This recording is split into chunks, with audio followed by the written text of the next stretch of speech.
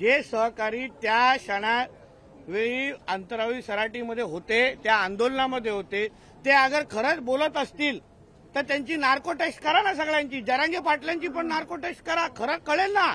उगाच आमच्या पोलिसांची बदनामी त्या निमित्ताने जी झाली की पोलिसांनी चुकीचा लाठीचार्ज केला, पोलिसांवर अपशब्द म्हणले गेले, तर या गोष्टीची कधी ना कधीतरी चौकशी झाली पाहिजे, माहिती बाहेर आली पाहिजे. एक व्यक्ती म्हणजे मराठा समाज नाही, समजून घ्या. आणि आता जेव्हा आमच्या महायुती सरकारने 10% आरक्षण जाहीर केलेलं आहे आणि मग आता त्यांच्या सगळ्या सोयऱ्यांची मागणी आली, तर त्याच्याबद्दल सरकार आज ना तर उद्या निर्णय घेईल ना. पण माझं म्हणणं असं आहे की काही दिवसापासून त्यांचे जे जवळचे सहकारी जी माहिती देत आहेत की आता कालचे त्यांचे जे शिवबा संघटनेचे फार जवळचा सहकारी ज्यांनी कोपर्डी केसमध्ये पण त्यांच्याबरोबर होता, तर त्यांनी तर सांगितलेलं आहे की हे राष्ट्रवादी काँग्रेसच्या फार अतिशय म्हणजे राष्ट्रवादी म्हणजे शरद पवार गटाच्या लोकांच्या अतिशय जवळचे आहेत, स्थानिक आमदारांच्या अतिशय जवळचे आहेत, त्यांच्यावर त्यांच्या बैठका होतात. तर त्याबद्दल म्हणजे आता काय म्हणणं. राजकारण सोडून अगर जरांगे पाटलींनी भूमिका घेतली तर आम्ही सगळेजण त्यांच्या बरोबर समाजाच्या बरोबर आहोत, एक लक्षात घ्या. पण आता हे सरकार घाबरलं, आम्ही सागरला येतो. सागरला येणं फार लांबची गोष्ट आहे, फार लांबची गोष्ट आहे. आम्ही काल पण सांगली, आमची भिंत तिथे लागलेली आहे, ती भिंत पार पाडणं ना हे फार स्वप्नातला गोष्ट आहे. आणि एक लक्षात घ्या, मराठा समाजाशी आमची लढाई नाही, मराठा समाजाचे आम्ही लोक आहोत. पण एक व्यक्ती अगर मराठा समाजाला वेठीस धरत असेल, मराठा समाजाची बदनामी करत असेल, तर त्यावर कधीही आमचा समाज खपून घेणार नाही. त्यांच्या अवतीभोवती असलेले जे काही तरुण मुलं आहेत त्यांनाही सांगतो की उगाचच्या अंगावर केसेस घेऊ नका. उद्या केसेस काढण्यासाठी मग कोणी येत नाहीत.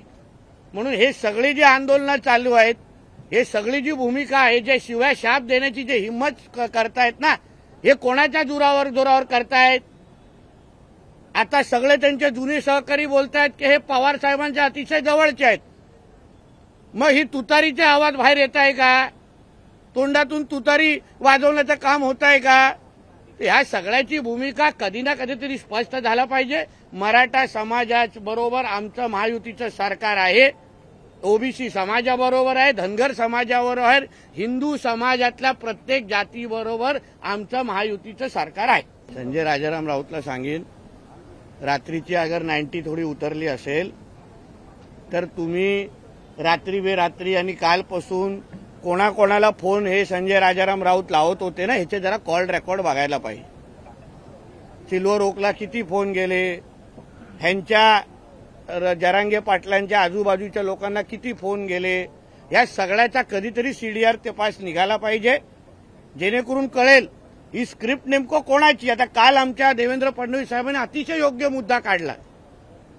जरांगे पाटील फक्त देवेंद्र फडणवीसांवरच कशाला टीका करतात, आणि जी भाषा जी टीका शरद पवार गटातले लोक सातत्याने मुद्दे काढून फडणवीस साहेबांवर बोलतायत, जी भाषा उद्धव ठाकरे सातत्याने भाषणाच्या माध्यमातून करतायत, तीच भाषा जरांगे पाटील करतायत, सेम टू सेम.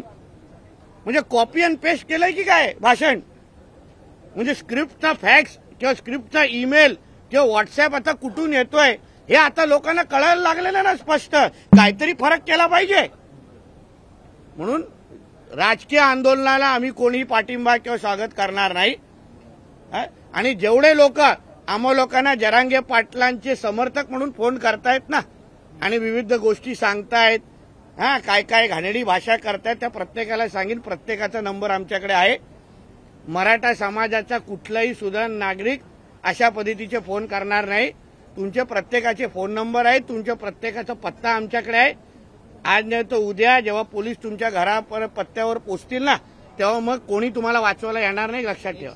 आपण आरक्षणावर बोलू, सगळ्या सोयऱ्यांच्या मुद्द्यावर बोलू. फडणवीस साहेबांना अडचणीत आणण्यासाठी ना 100 जन्म घ्यायला लागतील. म्हणून एवढी भूमिका मांडण्याची हिंमत कोण महाराष्ट्रामध्ये करू नये. आम्ही लोक इथे आहोत. एकेरी भाषा आणि शिवराळ भाषेचा वारंवार वापर. मला आश्चर्य वाटते, एकही काल माध्यमनी जीभ घसरली, खालची पातळीची भाषा केली किंवा बीप पण साधं वाजवलं नाही का हो. ह्याच्यावर आक्षेप आहे आमच्या पत्रकार मित्रांवर आमचा. कारण आम्ही लोक काही बोललो, कोणाच्या हिताचं बोललो तर लगेच नितेश राणेची जीभ घसरली, बीप तरी वाजून दाखवतात. काल तो उठसूट आमच्या म्हणजे एका माजी मुख्यमंत्र्याला, एका आत्ताच्या उपमुख्यमंत्र्याला, एका सन्मानित नेत्याला शिव्या दिला जात आहेत. साधा बीप पण वाजवला नाही कुठल्याही चॅनलनी.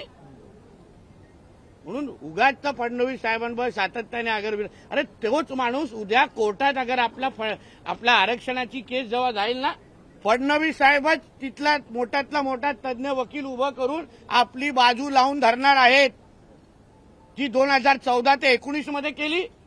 पण नंतर त्या आलेल्या नालायक उद्धव ठाकरेला जमलं नाही ते. पण आता फडणवीस साहेबच आपली लिगल बाजू तिथे लावून धरणार आहे, हे मराठा समाजाने लक्षात ठेवावं.